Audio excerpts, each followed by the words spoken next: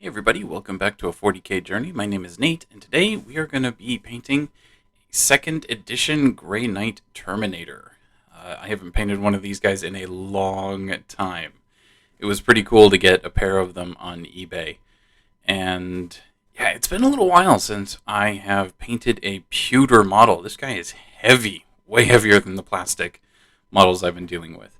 But I've already given him a base coat of Dawnstone, kind of a nice medium gray here, because I wasn't really sure how I wanted to paint him.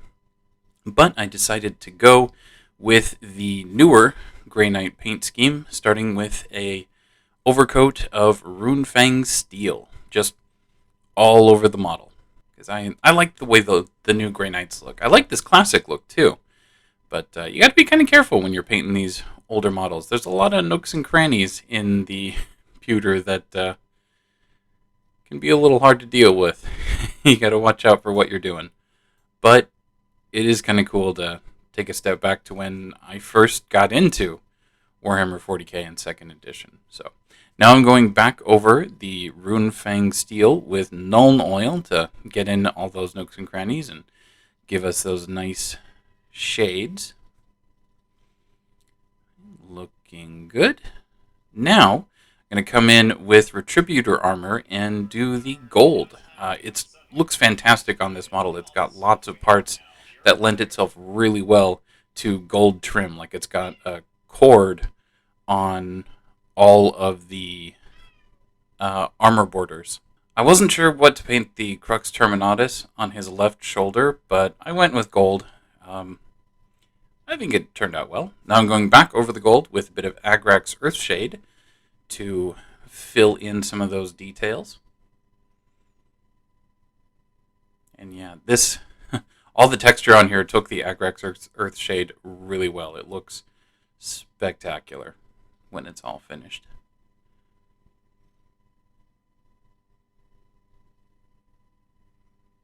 Looking good. Love it. Okay, now I'm going into the armor joints with Administratum Grey. Just to set it apart a little bit, I like breaking up the outline of the silver armor just a little bit, and doing the cables on the arms as well. Helps to break up the outline, make it a bit more interesting. Now I'm going back over those with Nuln Oil, and yeah, I suppose I could have had a little bit more forethought and done that a step previously, but 2020 hindsight and all.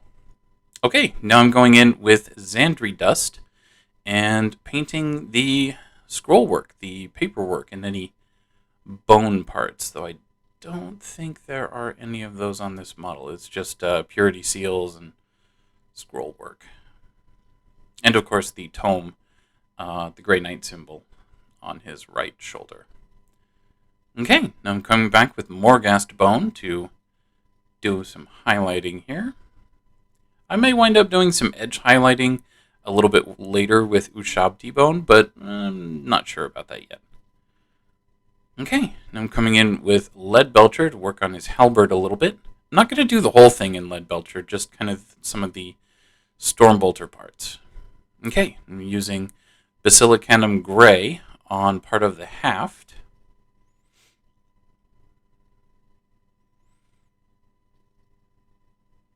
Nice.